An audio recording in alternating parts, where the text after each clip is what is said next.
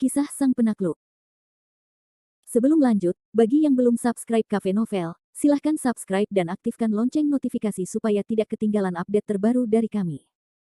Jangan lupa juga tinggalkan like, komen dan share video ke medsos yang sahabat punya. Oke lanjut. Bab 413-415 betapa menyenangkannya. Tidak seorang pun tahu bahwa keadaan di sana telah berubah menjadi kacau saat ini. Saat ini, kantor polisi Yunan dapat digambarkan sebagai kekacauan. Di luar kantor polisi yang gemerlap, sebuah mobil Maserati berwarna merah muda terparkir. Di dalam mobil, Xiao Linger sedang melihat ke dalam kantor polisi dengan ekspresi puas diri. Meskipun dia mengenakan kacamata hitam, dia masih bisa merasakan tatapan bangga dan dendam di matanya.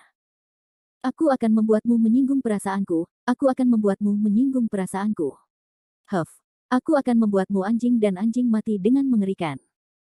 Xiao Linger duduk di kereta dan mengumpat dengan jahat, seolah-olah dia bahkan tidak tahu hal-hal mengerikan apa yang sedang terjadi di dalam kantor polisi di seberangnya.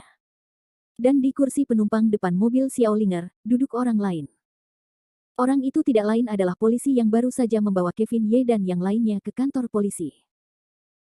Polisi itu merasa tidak nyaman duduk di mobil Xiao Linger, dan melihat kemana-mana, seolah-olah dia belum pernah melihat mobil sebagus itu seumur hidupnya. Kebahagiaan hampir sepenuhnya terlihat di wajahnya. Xiao Linger menoleh, menatapnya dengan jijik, dan berkata dengan nada menghina, "Sue Lang, apakah ada duri di mobilku, yang membuatmu merasa tidak nyaman?" Petugas polisi bernama Sue Lang menjadi tegang, dan segera menjelaskan, tidak. Nona tertua, aku tidak pernah naik mobil sebagus ini sebelumnya. Bisa duduk di mobil nona muda adalah hal paling terhormat yang pernah aku, Sue Lang, lakukan dalam hidupku. Baiklah, berhentilah menyanjungku. Selama kamu menyelesaikan tugas yang diberikan nona muda ini kepadamu, aku berjanji kepadamu bahwa di masa depan, kamu tidak perlu khawatir tentang makanan atau minuman. Xiao Linger berkata tanpa sedikit pun kesopanan. Dia merasa seolah-olah dia adalah tiran lokal. Namun, Yunan memang memiliki kemampuan untuk mengucapkan kata-kata ini. Mendengar janji nona muda keluarga Xiao, Sue Lang hampir melompat kegirangan. Sue Lang menepuk dadanya dan berkata, "Nona muda, jangan khawatirkan aku. Pelacur itu telah memasuki Departemen Kepolisian Yunan. Bear, Dao, dan yang lainnya sudah lama tidak menyentuh seorang wanita pun. Aku jamin bahwa setelah pelacur itu masuk, dia tidak akan bisa hidup lama, dia bahkan tidak bisa memohon kematian." Mendengar perkataan Sue Lang, meskipun Xiao Linger merasa jijik, dia masih merasakan kegembiraan balas dendam dari lubuk hatinya. Sambil mendengus dingin, Xiao Linger tampaknya masih tidak puas saat dia melanjutkan, bajingan yang beruntung sekali." Seolah-olah telah menebak pikiran Xiao Linger, Sue Lang langsung tertawa nakal, "Nona muda, jika kau masih tidak melampiaskan kebencianmu, maka aku akan pergi dan menjelaskannya kepada mereka lagi. Biarkan aku memberitahu mereka semua bahwa aku harus memotong wajah pelacur itu setelah kita selesai menikmati makanan kita. Bagaimana menurutmu?" Ekspresi Xiao Linger berubah saat dia tertawa, cacat. "Ini ide yang cukup bagus. Aku ingin melihat bagaimana pelacur itu akan merayu pria setelah kehilangan penampilan roh rubahnya." Xiao Linger melotot ke arah Sue Lang dan berbicara dengan tidak senang, "Sue Lang, mengapa kau masih duduk di sini seperti orang bodoh? Idenya adalah idemu, cepatlah pergi. Jika kau tidak menangani masalah ini dengan benar, aku jamin mayatmu akan muncul di Gunung Cuiping besok." Sue Lang segera tersadar, dan menganggukkan kepalanya dan membungkuk di depan Xiao Linger, Ya, nona muda, aku akan pergi sekarang. Setelah Sue Lang mengatakan ini, dia segera membuka pintu dan turun dari mobil. Berdiri di kolong mobil, dia menghisap sebatang rokok sebelum berjalan menuju gedung kantor polisi. Sambil berjalan, dia mendesah dalam hati, kalau wanita ini berlaku kasar, dia tidak akan berakhir sebagai kedok. Meskipun Sue Lang dan Mona Liu tidak tahu bagaimana mereka menyinggung nona besar, keluarga Xiao, dia bisa menebak dari kata-kata Xiao Linger bahwa ada semacam hubungan di antara mereka. Setelah memikirkannya, Sue Lang berlari menuju kantor polisi. Namun, ketika dia sudah setengah jalan, dia melihat sejumlah besar orang berlarian keluar dari gedung polisi dengan tergesa-gesa. Ada pria dan wanita di antara mereka. Dari kelihatannya, mereka sama sekali tidak terlihat seperti pejabat publik, tetapi mereka tampaknya telah melarikan diri dari gurun. Wajah Sue Lang penuh dengan keterkejutan, "Apa yang kamu lakukan? Mungkinkah ada pertemuan kuil lagi hari ini?" Tepat ketika Sue Lang tercengang, sekelompok orang itu telah melewati bahunya tanpa menyapanya. Melihat sekelompok orang yang bergegas mendekat, Suelang merasa semakin tidak nyaman. Dia meraih salah satu dari mereka dan bertanya dengan ganas, "Apa yang kamu lakukan? Apa yang kamu lakukan?" "Berlari, hari ini bukan hari libur, siapa yang menyuruhmu berlarian di jam kerja?" Suelang mencengkeram seorang wanita muda dengan rambut merah yang dicat. Menghadapi pertanyaan Suelang, wanita itu tergagap cukup lama sebelum tergagap mengucapkan satu kalimat, "Sue, kepala Sue, di dalam, ada seseorang di dalam, seseorang terbunuh. Dia membunuh seseorang." Suelang mulai merasa tidak enak, dia terhuyung-huyung, dan matanya mulai tampak kosong. Setelah mencengkeram wanita itu, Suelang pulih dari keterkejutannya dan mengguncang wanita itu dengan sekuat tenaga. "Pembunuhan apa? Apa yang terjadi di dalam?" "Meninggal. Liu Jianhong, si gendut hitam, dan Li Yuan semuanya sudah meninggal. Semuanya sudah meninggal." Pemuda itu, yang membunuhnya. Gadis itu tampaknya sangat terkejut. Dia bahkan tidak mengucapkan kata-kata yang ingin diucapkannya. Suelang terhuyung mundur 2 langkah, wajahnya dipenuhi rasa tidak percaya. "Liu Jianhong baru saja menyapaku, bagaimana dia bisa mengatakan bahwa dia sudah meninggal?" Suelang melempar gadis di sampingnya dan bergegas menuju ke arah kantor polisi. Namun, ketika dia sampai di pintu masuk tangga, dia secara tidak sengaja melihat sosok yang berjalan dengan angkuh keluar dari pintu. Suelang mengenali wajah tampan itu meskipun dia telah terbakar menjadi abu. Siapa lagi kalau bukan Kevin Ye, yang baru saja keluar dari pintu masuk kantor polisi. Kevin Ye sedang menghisap sebatang rokok di sudut mulutnya, tampak seperti sedang berjalan santai, seolah-olah tidak terjadi apa-apa. Ketika petugas polisi melihat Kevin Ye mengikuti mereka, mereka bertindak seolah-olah sedang melihat setan, berlari ke depan dengan panik, sambil bergumam pada diri mereka sendiri. "Setan keluar. Lari, lari." Dalam waktu singkat, kelompok yang terdiri dari 20-30 orang ini menghilang tanpa jejak. Dan Suelang, yang berusaha sekuat tenaga, kebetulan berhadapan dengan Kevin Ye dalam perkelahian. "Yo, bukankah ini petugas Sue? Apa yang kamu lakukan terburu-buru?" Kevin Ye mengejek. Suelang tanpa sadar mundur selangkah, lalu menatap Kevin Ye dengan ketakutan di matanya. Pada saat yang sama, dia memarahinya, "Kamu, bocah nakal, siapa yang membiarkanmu keluar?" Kevin Ye tertawa dingin, cek-cek, menggunakan kata itu sepertinya tidak akurat. "Aku keluar secara terang-terangan." Meskipun dia sudah merasa itu tidak baik, Suelang masih memaksakan diri untuk tenang dan mendengus, "Omong kosong, ada begitu banyak orang yang menjagamu di kantor polisi, bagaimana kamu bisa keluar?" "Oh, maksudmu sampah-sampah itu? Mereka sudah mati." "Baiklah, petugas Sue, apakah kamu ingin turun dan menemani mereka?" Senyum Kevin Ye sangat cerah, dan bisa dikatakan tidak berbahaya, tetapi justru karena inilah Suelang merasakan ketakutan dari lubuk hatinya. Suelang terhuyung mundur 2 langkah, menunjuk Kevin Ye dan meraung, "Bajingan kurang ajar, kamu benar-benar berani membunuh seseorang di kantor polisi, kamu. Apa yang salah dengan membunuh orang di kantor polisi?" Kevin Ye tertawa sambil mengembuskan asap ke wajah Suelang. Setelah itu, penjahat itu melanjutkan, "Petugas Sue tidak menugaskan saya untuk menjadi bandar narkoba, jadi akhir-akhir ini, bandar narkoba manapun tidak akan membunuh siapapun. Petugas Sue, bagaimana menurutmu?" Saat dia melihat Kevin Ye mendekatinya, selangkah demi selangkah, Suelang sudah merasakan ancaman yang tak tertandingi. Tanpa sadar, tangan Suelang sudah mulai merasakan pistol di pinggangnya. Namun, sebelum Suelang sempat mencabut tombaknya, Kevin Ye sudah bergerak. Dalam sekejap, Kevin Ye muncul tepat di depannya dan mencengkeram lehernya. Setelah mengangkat Suelang, Suelang hampir merasa seperti tercekik. Mereka terus menari dan melambaikan tangan serta kaki mereka di udara, sama sekali tidak mampu mengancam Kevin Ye. Kevin Ye mencengkeram Suelang dan mencibir, "Petugas Sue, saya sarankan Anda untuk patuh dan tidak melakukan trik apapun. Kalau tidak, saya tidak keberatan mengirim Anda untuk bertemu teman-teman kecil Anda. Anda, jangan gelisah, saya tidak akan bergerak," kata Suelang kaget. Melihat Suelang tidak bergerak, Kevin Ye tersenyum puas, "Itu lebih seperti itu, patuh bekerja sama denganku, Anda tidak akan kalah." Setelah hening sejenak, Kevin Ye melanjutkan, "Baiklah, sekarang saatnya bagi kita untuk bertemu dengan tuanmu." Setelah mengatakan itu, Kevin Ye tanpa basa-basi melemparkan Suelang ke udara. Suelang beratnya setidaknya 100 kilogram, tetapi di tangan Kevin Ye, benda itu seperti mainan. Dengan desiran, Petugas Sue yang berseragam itu terbang langsung ke arah Maserati. Segera setelah itu terdengar suara kaca pecah. Dentang. Tubuh Sue Lang tepat mengenai kaca depan mobil Xiao Linger, dan pecahan kaca depan itu hancur berkeping-keping. Wajah Sue Lang dipenuhi darah saat kaca itu menempel di kaca depan. Awalnya, Xiao Linger masih merasa senang dengan dirinya sendiri ketika dia tiba-tiba menghadapi situasi yang begitu tiba-tiba. Dia sangat terkejut hingga hampir keluar dari mobil. Xiao Lang menyentuh wajahnya sendiri karena terkejut. Dia dapat mengenali siapa orang ini dari wajahnya yang berlumuran darah. Saat ini, reaksi pertama Xiao Linger adalah segera menyalakan mesin dan pergi. Namun, tepat saat Xiao Linger gemetar saat dia hendak menarik kunci mobil, hal yang lebih mengerikan terjadi. Xiao Linger merasakan seseorang tiba-tiba muncul di sampingnya. Xiao Linger menoleh dan melihat senyum dingin di wajah Kevin Ye. Senyum itu seakan datang dari kedalaman neraka. Setelah itu terdengar suara mengejek dan dingin. Nona Xiao, bagaimana? Apakah menyenangkan? Bab 414 Catak Lisem.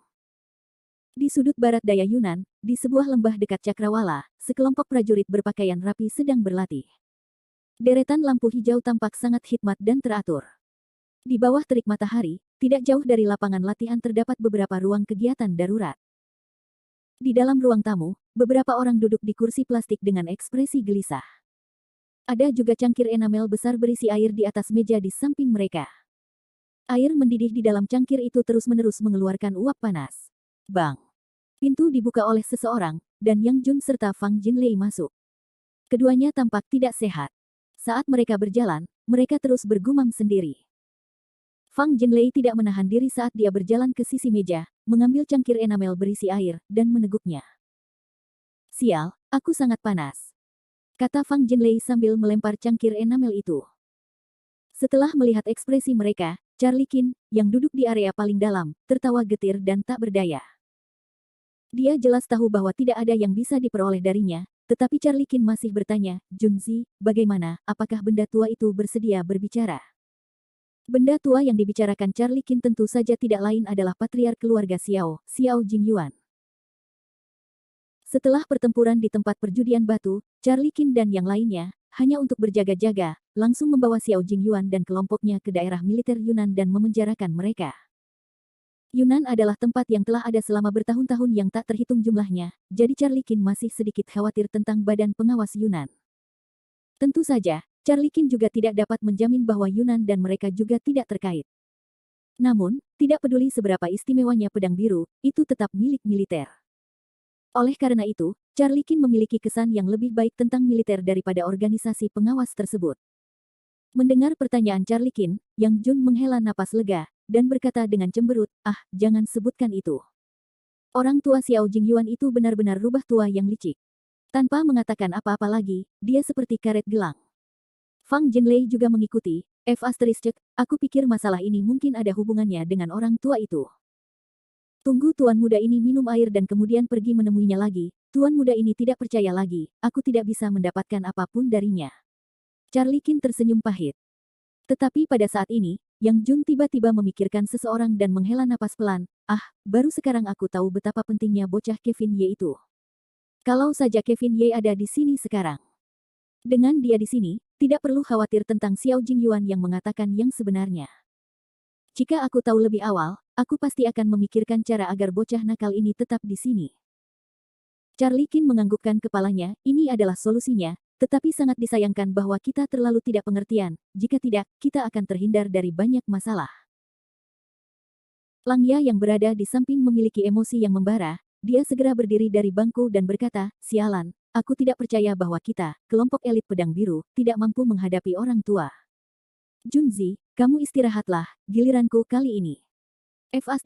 Jika orang tua itu masih tidak berbicara, maka Laozi akan memukulinya sampai dia berbicara. Saat dia berbicara, Langya menendang kursi di bawah kakinya dan terbang, lalu dengan marah bergegas keluar pintu. Yang Jun tidak menghentikannya, dia hanya melirik Charlie Qin dengan pandangan bertanya, bos, apakah tidak apa-apa jika Langya pergi? Charlie Qin tidak banyak bereaksi, dia hanya terkekeh dan berkata, biarkan dia pergi, biarkan dia pergi. Langya sudah merajuk sejak lama, tidak peduli siapapun yang digigit serangga itu sampai pada kondisi seperti itu, entah itu manusia atau hantu, semua orang pasti akan marah. Terlebih lagi, situasi Xiao Jingyuan itu bukanlah orang yang bisa dianggap remeh. Kultivasinya dan Langya seharusnya hampir sama, tidak akan ada masalah. Mendengar perkataan Charlie Qin, Yang Jun akhirnya sedikit rileks.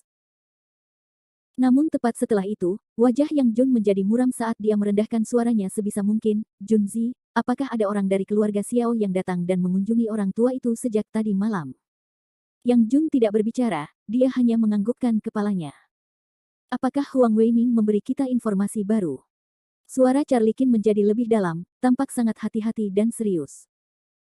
Yang Jun menghela napas panjang, lalu menggelengkan kepalanya. Tadi malam, orang tua Xiao Jingyuan itu datang ke sini sekali, dan tinggal di sini sekitar 20 menit atau lebih.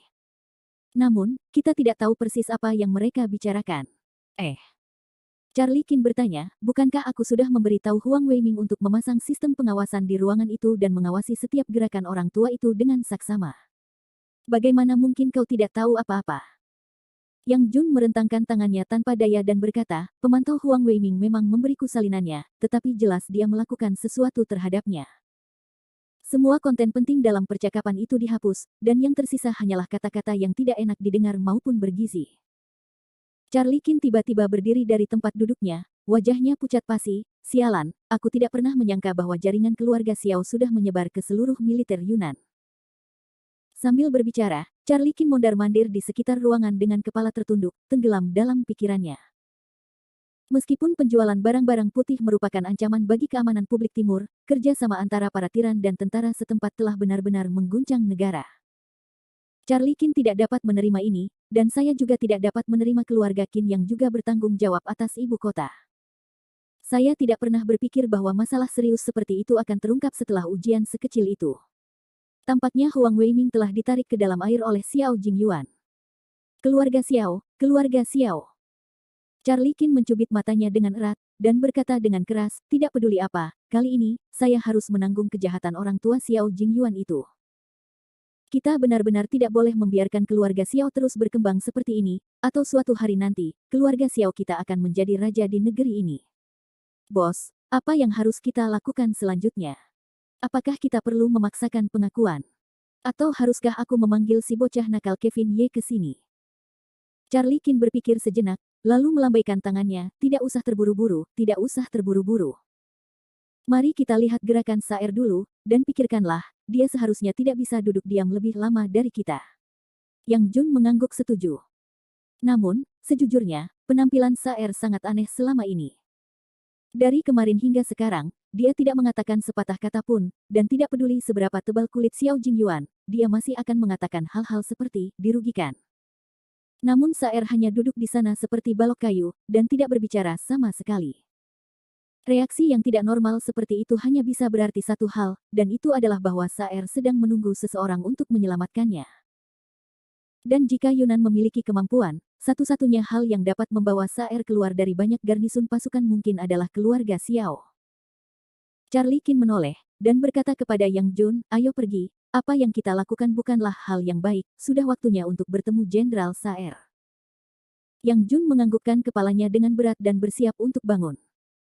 Tetapi tepat pada saat itu, pintu ruang gerak terbuka lagi, dan Langya dengan marah masuk dari luar.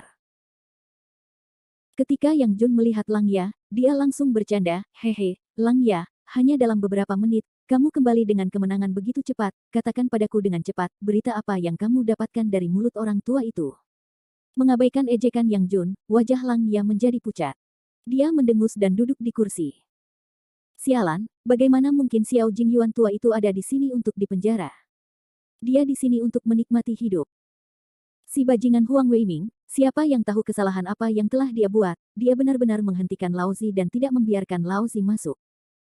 Sial, jika bukan karena dia yang menjadi komandan divisi militer, Laozi pasti sudah menghajarnya. Mendengar keluhan Langya, Charlie Qin terkejut dan segera bertanya, apa yang terjadi, kalian sebenarnya tidak diizinkan masuk, apa yang sebenarnya dilakukan Huang Weiming? Langya mengerutkan bibirnya dan berkata, siapa yang tahu tentang dia? Katanya orang tua itu sedang makan sekarang, jadi kita tidak boleh mengganggunya. Fang Jinlei, yang berada di samping, juga melompat, tenang saja, kami tidak bisa mengganggu makananmu. Apa yang sebenarnya terjadi, mereka benar-benar memperlakukan bocah tua itu sebagai tamu VIP. Mendengar keluhan bawahannya, wajah Charlie Qin menjadi semakin buruk. Meskipun Charlie Qin sudah menduga bahwa Huang Weiming dan Xiao Jingyuan, orang tua ini, pasti berkolusi, Charlie Qin tidak pernah berpikir bahwa Huang Weiming benar-benar akan menentang pedang birunya demi Xiao Jingyuan. Sambil mengerutkan alisnya, Charlie Qin berkata dengan lembut, sepertinya situasi dengan Yunan semakin tidak terkendali. Pihak Charlie Qin merasa sangat getir, seolah-olah mereka telah memasuki sarang serigala. Di sisi lain, Xiao Jingyuan merasa sangat nyaman, dan sedang menikmati makanan dan minumannya. Perlakuannya sebenarnya jauh lebih baik daripada Charlie Qin. Selain itu, Xiao Jingyuan saat ini terus-menerus berhubungan dengan dunia luar, dia sama sekali tidak merasa seperti di penjara. Di ruang kegiatan lain, Xiao Jingyuan memegang sumpit di satu tangan dan telepon di tangan lainnya. Panggilan ini dari keluarga Xiao, dan orang di seberang telepon tidak lain adalah Ma Dehuai. Wajah Xiao Jingyuan tidak terlihat baik, dia berbicara ke telepon dengan suara rendah dan dalam, bukankah aku sudah memberitahumu apa yang harus kukatakan kemarin? Aku sudah memberitahumu untuk tidak menghubungimu lagi, mengapa kamu meneleponku saat ini? Ma Dehuai, yang berada di seberang telepon, tergagap, Tuan, ada sesuatu yang terjadi di rumah. Xiao Jingyuan terkejut, tetapi dia sama sekali tidak takut. Lagi pula, tanpa bukti, bahkan jika itu adalah pedang biru, mereka tidak akan dapat melakukan apapun padanya, tetapi yang paling ditakuti Xiao Jingyuan adalah sesuatu yang terjadi di dalam rumah, karena dia tidak punya cara untuk melarikan diri saat ini. The Wei, bicaralah pelan-pelan. Apa yang terjadi? Ya, itu Ling Er. Sesuatu telah terjadi pada Ling Er. Tidak diketahui mengapa Ling Er benar-benar memprovokasi Lin Hai dan orang-orang itu, tetapi saat ini, Departemen Kepolisian Yunan sedang dalam kekacauan, dan beberapa orang dikatakan telah meninggal. Xiao Jingyuan tiba-tiba berdiri dari tempat duduknya ketika dia mendengar ini. Apa? Kenapa gadis itu pergi dan memprovokasi Kevin Ye? Di mana Ling Er sekarang? Aku tidak tahu, tetapi menurut apa yang dikatakan Departemen Kepolisian Yunan, dia diculik oleh Kevin Ye. Sial, seluruh tubuh Xiao Jingyuan menegang. Tuan, apa yang harus kita lakukan sekarang? Haruskah kita mengerahkan keluarga Xiao untuk melakukan pencarian? Jangan panik, jangan panik. Biarkan aku berpikir, biarkan aku berpikir. Perlahan-lahan duduk lagi, alis Xiao Jingyuan tak henti-hentinya terangkat. Setelah beberapa lama, Xiao Jingyuan membuka mulutnya lagi dan bertanya, Dehuai, Kevin Ye itu, apakah dia berasal dari pedagang perhiasan dengan nama keluarga Liu? Sepertinya benar. Tiba-tiba, Xiao Jingyuan mulai tertawa, perhiasan keluarga Liu Lin Hai, ekstrim, timur bencana, ini adalah metode yang cukup bagus. Setelah bergumam pada dirinya sendiri beberapa saat, Xiao Jingyuan dengan cepat berkata, Dehi, jangan panik dulu. Dengarkan aku, kita, saat Xiao Jingyuan mengatakan itu, Ma Dehuai membuat dua suara tanda terima di sisi lain telepon. Panggilan telepon berakhir dalam waktu kurang dari 10 menit. Setelah menutup telepon, Xiao Jingyuan menjadi lebih gembira, dan tertawa terbahak-bahak, hehe, Charlie Qin, orang tua ini telah menemukan waktu yang menyenangkan bagimu. Bocah Kevin Ye itu sudah cukup untuk membuat kelompokmu menderita. Ketika saatnya tiba, bahkan kalian semua akan terlalu sibuk untuk mengurus diri sendiri. Mari kita lihat bagaimana kalian semua terus mempersulit orang tua ini. C415 Budak Penyelamat. Harus dikatakan bahwa perhitungan Xiao Jingyuan didasarkan pada serangkaian ledakan keras. Namun, manusia memang selalu seperti ini. Mereka suka menggunakan pengetahuan mereka sendiri untuk menyelidiki dunia. Tidak peduli seberapa licik dan liciknya Xiao Jingyuan, dia tidak akan pernah mengira bahwa dia berhubungan dengan pedang biru dan orang-orang ini. Oleh karena itu, apa yang disebut masalah dari timur oleh Xiao Jingyuan adalah kesalahan strategi yang fatal. Pada akhirnya, itu akan menyulut kemarahan Kevin Ye dan membakar tulang-tulangnya yang tua. Di ruang kegiatan kecil, Xiao Jingyuan dengan tenang duduk di kursinya. Meskipun tangannya diborgol, wajahnya yang merah tampak tidak gugup sama sekali. Dan tepat di depan Xiao Jingyuan, Charlie Qin, Yang Jun, dan Lang Ya yang cacat semuanya hadir. Sepertinya Xiao Jingyuan akan diinterogasi. Charlie Qin mengetuk meja pelan-pelan, dan tertawa dingin, kepala keluarga Xiao, pada titik ini, kamu masih tidak ingin mengatakan yang sebenarnya. Sekarang kamu tidak lagi memiliki jalan keluar, dan Saer telah memberikan kata-katanya, tidak ada gunanya untuk terus melanjutkan bahkan jika kamu ingin mati. Akan lebih baik untuk memberi kami penjelasan saja. Ini jelas penipuan. Jika Saer menjelaskan situasinya kepadanya, Charlie Qin tidak akan membuang-buang begitu banyak upaya untuk mencari masalah dengan Xiao Jingyuan. Tentu saja, Xiao Jingyuan adalah rubah tua yang licik yang telah hidup selama lebih dari 10 tahun. Bagaimana dia bisa dibodohi? Hehe, Jenderal Qin, aku benar-benar tidak tahu apa-apa. Jika kamu mengatakan bahwa Saer telah melakukannya, tidak apa-apa. Aku berharap Jenderal Qin dapat membawa Saer ke sini, orang tua ini dapat menghadapinya secara langsung. Xiao Jingyuan berbicara dengan nada yang sangat tenang, seolah-olah dia benar-benar yakin bahwa dia akan mampu membawa Charlie Qin masuk, menyebabkan Charlie Qin menjadi sangat marah. Sambil mendengus, Charlie Qin berkata, "Ketua keluarga Xiao, sepertinya kau akan dengan keras kepala menolak sampai akhir." Xiao Jingyuan merentangkan tangannya, berpura-pura tidak berdaya dan tertawa getir, "Bukan karena aku keras kepala, tapi karena aku tidak tahu tentang masalah ini sejak awal." Setelah jeda sebentar, Xiao Jingyuan terus tertawa, "Jenderal Qin, kau seharusnya mendengar bahwa lingkaran perjudian batu kita memiliki ungkapan yang disebut, yang abadi tidak dapat memecahkan giok.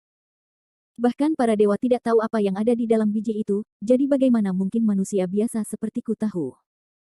Selain itu, lelaki tua ini adalah ketua alam batu giok Yunan, tetapi majelis perjudian batu selalu diatur dan dikelola oleh pihak berwenang. Jenderal Qin tidak dapat mengandalkan batu mentah untuk menemukan barang putih untuk mengklaim bahwa lelaki tua ini telah melanggar hukum. Kata-kata Xiao Jingyuan jelas dan terorganisir. Jika identitas Xiao Jingyuan bukanlah patriark keluarga Xiao, tetapi seorang raja giok biasa, maka pandangannya tentang masalah ini akan sepenuhnya ditetapkan. Namun, karena keluarga Xiao dapat menutupi langit dengan satu tangan, masalah ini tidak sesederhana itu. Mengenai kecanggihan Xiao Jingyuan, Lang Ya berulang kali memarahi, "Xiao Jingyuan, ini hanya kecanggihan. Di seluruh Yunan, selain keluarga Xiao Mu, siapa lagi yang memiliki kemampuan untuk melakukan hal seperti itu?" Xiao Jingyuan tertawa 2 kali, "Kamu tidak bisa mengatakan itu. Tidak ada hubungan sebab akibat antara memiliki kemampuan dan melakukan kejahatan. Kalian semua tidak mungkin mencurigai keabsahan keluarga Xiaoku hanya karena aku memiliki industri yang begitu besar, kan? Bahkan jika itu hukum, itu masih masalah kesimpulan. Kesimpulan semacam ini sama sekali tidak konsisten dengan dasar hukum." "Kamu, Lang Ya benar-benar terdiam." Xiao Jingyuan bisa dikatakan tenang dan kalem saat menghadapi para elit seperti pedang biru, karena ia telah memikirkan semua alasan yang ia inginkan. Namun terhadap kata-kata Xiao Jingyuan, Charlie Qin bahkan tidak mempercayai satu pun tanda baca. Dengan tatapan curiga, ia menatap Xiao Jingyuan, yang tertawa dingin dan mengancam, "Karena Tuan tidak mau bekerja sama, maka jangan salahkan aku karena bersikap kejam." Xiao Jingyuan tertawa meremehkan, apakah Jenderal Qin ingin menghukum orang tua sepertiku?" Kata-kata Xiao Jingyuan dipenuhi dengan candaan dan ejekan.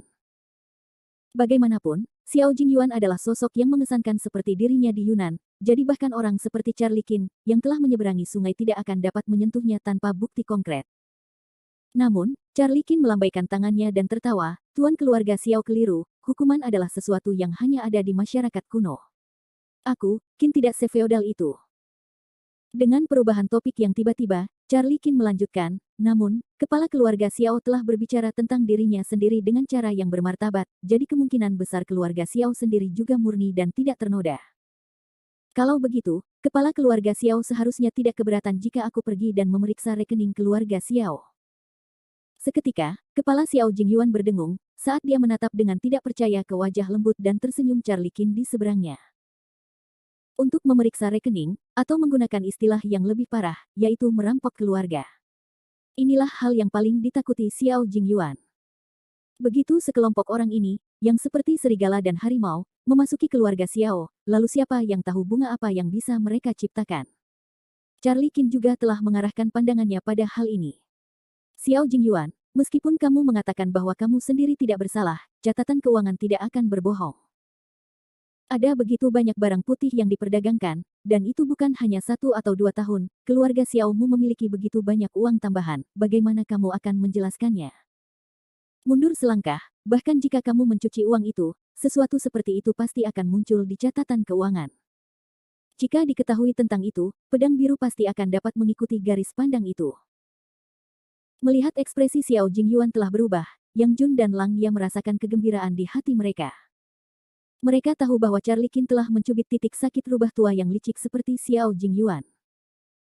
Namun, Reaksi Xiao Jingyuan juga sangat mengejutkan, dan dia tertawa canggung 2 kali. Xiao Jingyuan berkata kepada Charlie Qin, Jenderal Qin, jika Anda ingin pergi ke keluarga Xiao untuk memeriksa rekening, seharusnya tidak akan ada masalah. Namun, industri keluarga Xiao saya sangat besar, bahkan jika saya seorang profesional untuk memilah-milah rekening ini, saya mungkin tidak akan dapat melakukannya bahkan setelah 2 atau 3 tahun. Dari apa yang dilihat orang tua ini, Jenderal Qin tidak perlu menghabiskan begitu banyak energi. Xiao Jingyuan menatap Charlie Qin sambil berbicara, bukankah Jenderal Qin hanya ingin tahu kepada siapa Saer memberikan kiriman ini?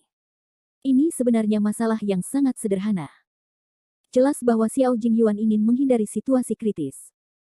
Namun, Charlie Qin menatap Xiao Jingyuan dengan penuh minat, oh. Aku ingin mendengar betapa mudahnya. Xiao Jingyuan melihat bahwa Charlie Qin telah terpancing, dan segera berkata, bukankah ini jelas kutu di kepala biksu itu? Karena Saer telah menggunakan batu mentah untuk mengangkut barang-barang ini ke Yunan, maka di satu sisi, dia ingin menjualnya, dan di sisi lain, dia ingin mencuci kekayaan mereka. Beberapa batu mentah di tempat perjudian batu semuanya adalah jejak tersembunyi, dan penjualnya pasti bersembunyi di antara para pengusaha perhiasan itu. Jika ada yang menawar dengan harga selangit untuk membeli 2 batu mentah ini, orang itu pasti adalah kontak Saer, bukan? Xiao Jingyuan merentangkan tangannya dan menganalisis situasi dengan jelas. Mata Charlie Qin langsung berbinar. Meskipun dia masih tidak bisa sepenuhnya mempercayai kata-kata Xiao Jingyuan, metode yang ditawarkan Xiao Jingyuan tidak buruk. Meskipun dia tidak dapat memastikan siapa orang yang menghubungi Saer, dia setidaknya dapat mengidentifikasi beberapa tersangka. Setelah keluar dari ruangan yang menahan Xiao Jingyuan, Charlie Qin menundukkan kepalanya dan tidak mengatakan sepatah kata pun.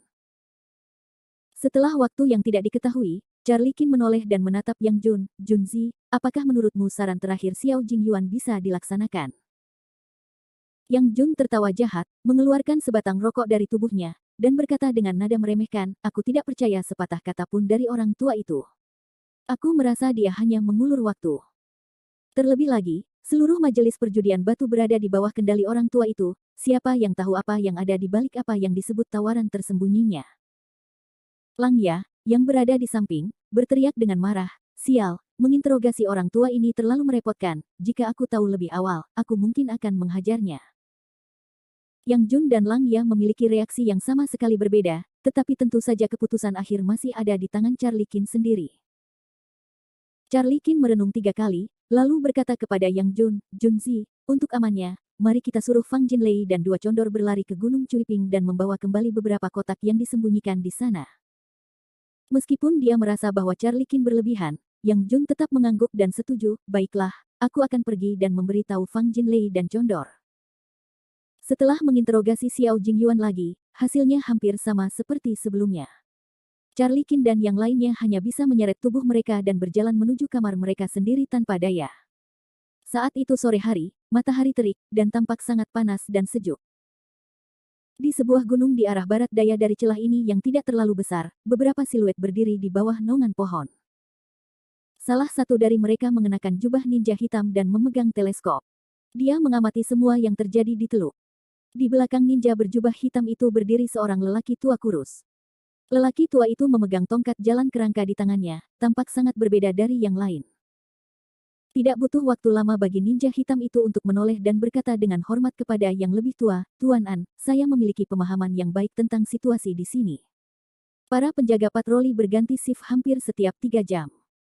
Selain itu, tidak banyak pasukan yang ditempatkan di sini, dan seharusnya hanya ada 1000 resimen di sini. Lelaki tua itu mengangguk, lalu menatap matahari yang benar dan yang salah, mencibir, ganti shift setiap 3 jam. Qing Tian, biarkan orang-orang kita beristirahat. Malam ini, kita akan bergerak dan langsung masuk, kita harus menyelamatkan Saer. Ninja bernama Qing Tian buru-buru mengangguk. Hai. Meskipun mereka tidak berani menentang orang tua itu, ninja itu bertanya dengan rasa ingin tahu, Tuan An, saya tidak mengerti. Pihak lain hanyalah seorang panglima perang. Jadi bagaimana jika Saer ini mati? Yang lebih buruk lagi, bukankah lebih baik jika kita memelihara boneka baru untuk bergabung dengan kita? Orang tua itu tertawa pelan, Saer punya identitas khusus, dia harus bertahan hidup. Setelah itu, orang tua itu melambaikan tangannya dan berkata, baiklah, kamu tidak perlu mengerti hal-hal ini, ketahuilah saja bahwa misi kita adalah menyelamatkan Saer. Hai. Ninja itu mengangguk lagi, dan perlahan menjauh dari orang tua itu. Orang tua itu, di sisi lain, sedang bersandar pada tongkat kerangka di tangannya dengan wajah gembira, menatap seluruh langit timur. Timur, 20 tahun. Kinsi, kamu wanita licik. Saat itu, kamu membunuh semua orang di klan An, memaksa orang tua ini untuk melakukan perjalanan jauh dari rumah selama 20 tahun. Malam ini, orang tua ini akan meminta hutang darah ini dari keluarga Kinmu. Tunggu saja, tunggu saja.